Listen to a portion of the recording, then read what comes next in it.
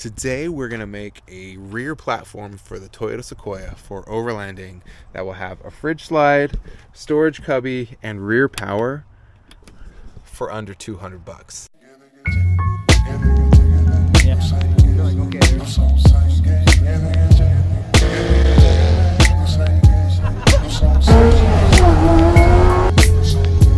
Stop it. We're not saying that on camera. Now the fridge slide itself is $200, so if you take that out, this entire platform here costs us less than $200. It took maybe half a day to install. We're gonna walk you through how to put a platform in the back of your 2012 or second gen Toyota Sequoia. The Toyota Sequoia is pretty cool. It has storage back here already built in. It has two seats here that actually fold down. This was a groundbreaking feature back in 2012 when this car came out, but we don't have that big of a family in terms of people. We have dogs. And so this just isn't gonna cut it. Now we could put dogs here while we drive and have this seat up, but then everyone's just kind of in the back here and we have a bunch of stuff piled up. Not really like that. Plus there would be no room for our fridge. What we plan on doing today is taking these seats out on both sides, removing this little tonneau cover thing here, and building a platform out of wood that can support weight, our fridge, our dogs, and all of our stuff. First things first, let's put this down. We need to measure this area, and I've already measured it across. We're gonna go from this edge here to this edge here, and we're gonna go from this edge all the way back. Let's get out the tape measure and show you exactly what that is. All right, from that edge all the way to this edge is about 51.5 inches. And it looks like we're gonna be 49 inches. So the best way to get a piece of wood that can do this is just go get yourself an 8x8 sheet from Home Depot. I got myself some plywood. It's $30, not too expensive at all. Bring it home in whatever method you can. You can put it in the back of your Sequoia or go get a truck. We brought it home. And then start to measure out everything on the table. I'm gonna give you a pro tip to make these shelves. We had rubber mats in the car already. And if you look, the rubber mats are the exact width of where we want things to go. There's also a rubber mat that covers this area here. So all I did was I put the rubber mats on a piece of wood and I traced around the rubber mats and I used them as my template to cut the wood. Because back in here, just like every SUV, this is not a straight line. It kind of opens up and then, or it tapers in and then follows where the wheel wells go. Same with here, it kind of tapers in. You won't necessarily have a straight line all the way back. You could have a straight line here, but then you're having like a weird border and things can fall and your thing wouldn't be as sturdy. Plus, this makes a good base to mount stuff too. So we'll bring you over to the table here. Because we know these mats fit in the car perfectly, the pro tip here was literally just take the mats and put it on a piece of wood and cut around it. I cut this wood 52 inches wide and 49 inches deep. So you can see we don't have that total area covered here, but I could have made the wood actually wider now that I think about it, but this is okay. I can deal with just a little bit of an overlay here. In fact, I could probably put a piece of wood here. And then all I'm gonna do is I'm gonna take my saw and I'm gonna follow this line that I traced all the way around, and I'm just gonna cut through and go straight back. I'm not gonna cut across the edge there because I like this long. And then in here, I'm gonna leave this edge and all I'm gonna do is round this off with a router. So that way when we're loading in and out of the truck, we don't have a hard edge, we have a nice soft edge. Super simple way to build the actual first part of the platform. Now, after you get this part cut out, it's up to you to do whatever you want with it. You can put it in the car and just let it be a piece of wood and you're fine. But we're gonna go a little bit above and beyond. We need to bolt this into the car. We need to make sure it's level and we need to build compartments out of it. So first things first, let's just get to cutting before we start opening up holes for compartments and see if this piece of wood fits in the car.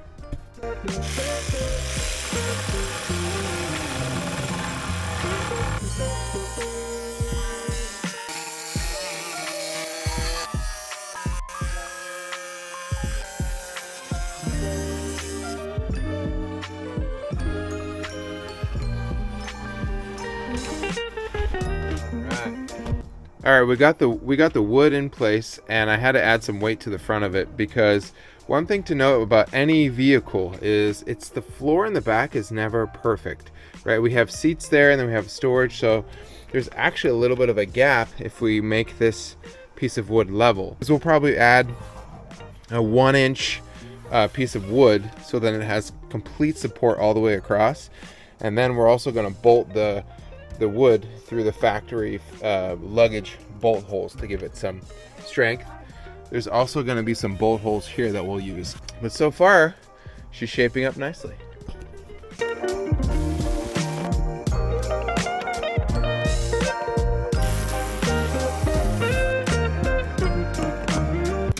(16¼ inches is the distance between those two. It's time to pull the back seats out, and the way you can access the back bolts is this just flips back, and you can see some bolts in there and in there. There's also the harness that plugs into the seat to give it power, and so I'm gonna unbolt the ones back here because I can reach them pretty easily. Then I'll raise up the seat to get it up and out of the way and remove the ones in the front. Pretty easy, so I'll just time lapse all this stuff.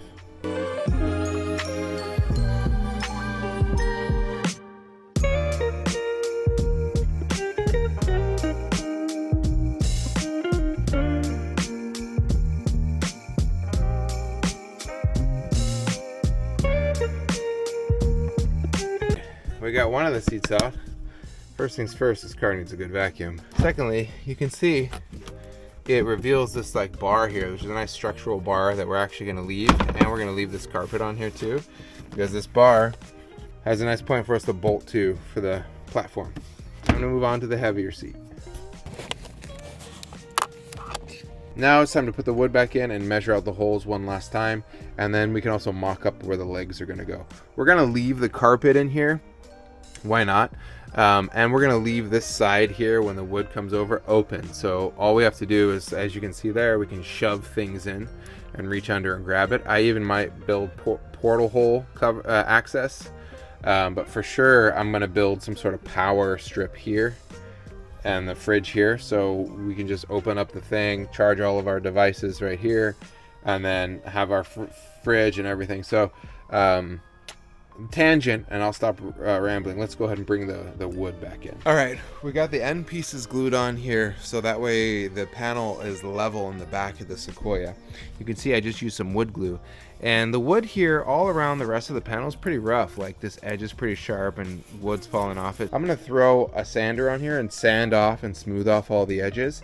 Then we can throw it back in the Sequoia, finally drill in our holes, which I think is gonna go here and here, and then do a couple more test fits to make sure it's all perfect in there. Throw the legs on, then cut out the holes for the access panel, and then we can flex seal the whole thing. So let's just get to sanding.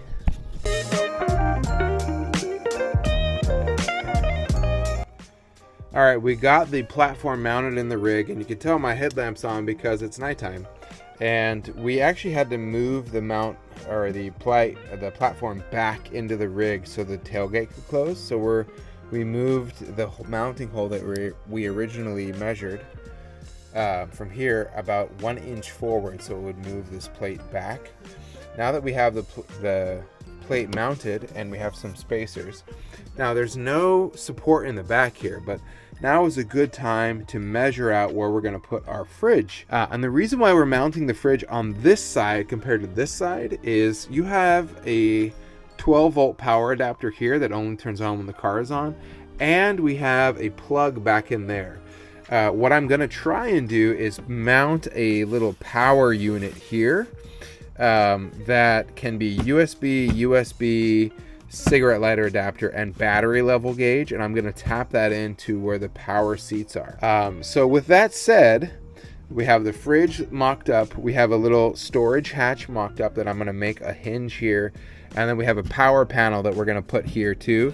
So I think we're pretty much set with everything. Now it's just a matter of bolting in the second bolt here to make this platform super stable, throwing in, I got some cam locks or adjustable cams here that I'm going to throw into the factory seat mounting points with a bolt, and then a hook onto the wood. So we have tension here, and tension forward to keep this metal platform from moving, or this wood platform from moving.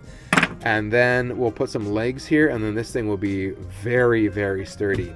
And it's going to be amazing how much more storage we'll have, because those seats will remain flat, and the dogs can be there, the dogs can be here, and the dogs can be there. So we should have a lot more storage in this situation by the time we're done. But of course, anytime you build a platform, that takes a lot of trial and error and measuring.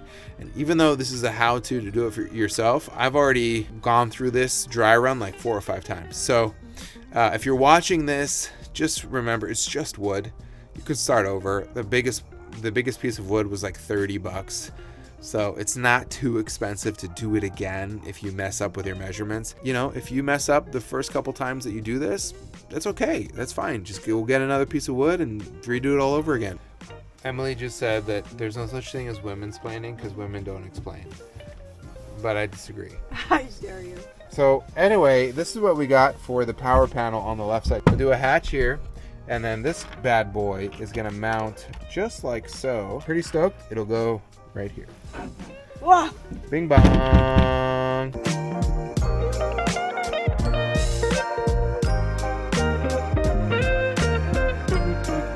All right, we got the platform out of the back of the Sequoia, confirming fitment. We also drilled our holes for our little electrical panel here. And now it's time to throw on some Flex Seal. I just love Flex Seal. I'm a big fan of it. And we've had it in our last builds, and super easy to clean, doesn't build up a lot of dirt. Wipe it down and reapply and reapply. You could use it in you could reapply anytime you want. I got the big old can here, but you could use it in an aerosol can. And so we're gonna see if this actually covers the whole thing up. And you guys don't need to watch me paint it, but I highly recommend using Flex Seal for your platforms, for your rigs, because it's just cheap, it's easy to use, and it's effective. So let's get to that.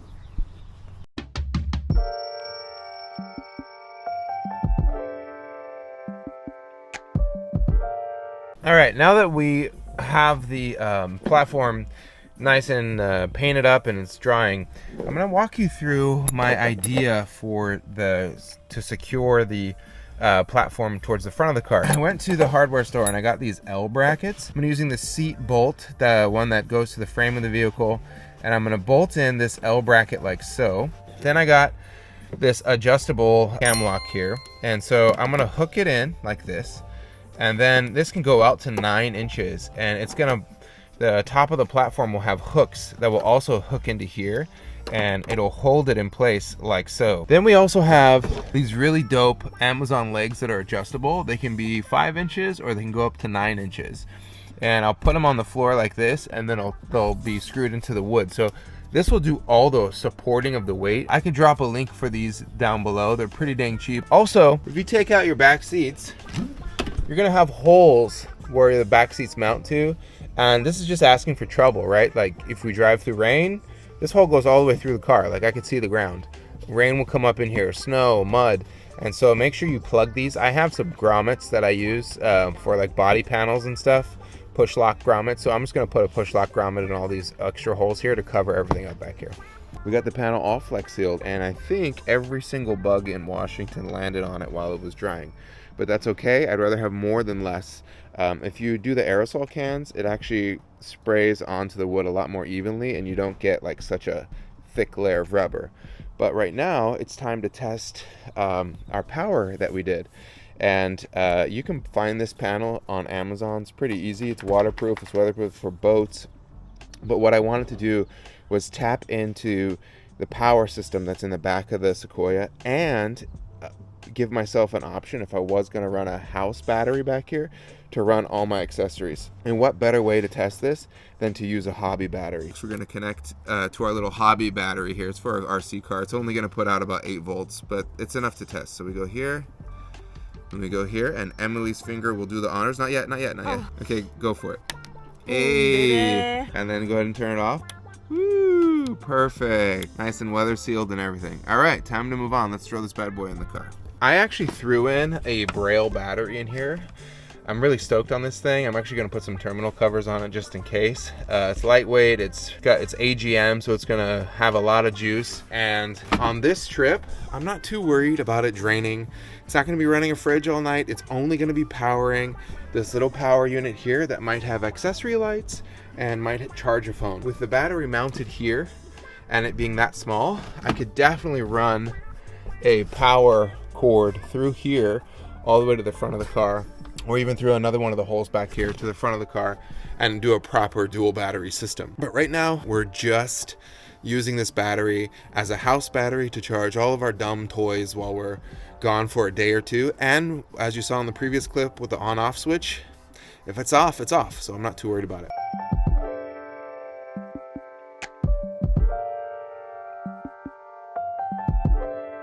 All right, we got all the legs in. Now I used really short screws because I don't want it protruding to the top side, hurting the dog's paws. And these are not going to have any side load. These are just to support weight on top. So that's why these are just placeholders. Now it's time to flip this back over and put it in the car and see how everything matches up. This is going to be super strong, I can already tell. We have so many points of carrying the load here, here, here, here, and then all the points back there against the frame. So this is going to be super duper strong. Can't wait to throw it in the car.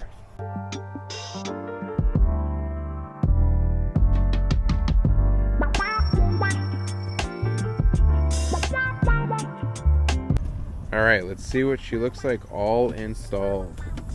We got our little storage compartment here. We got some recovery gears, tent stakes, etc.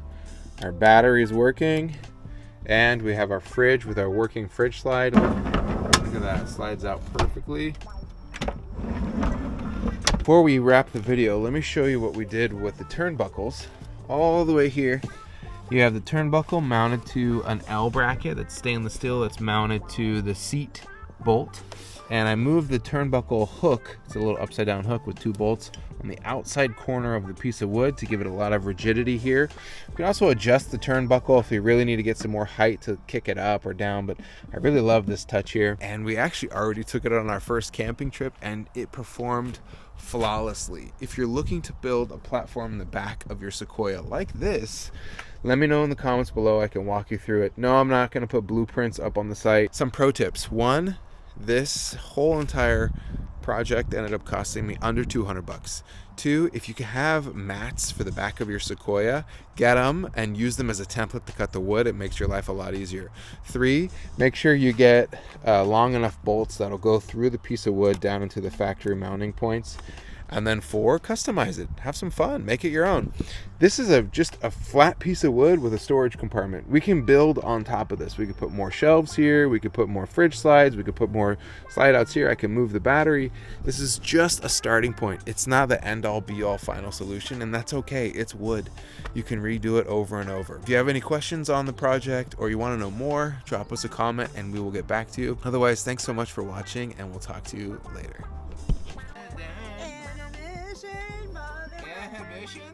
Intermission, bother Mike. He's not gonna get any work done.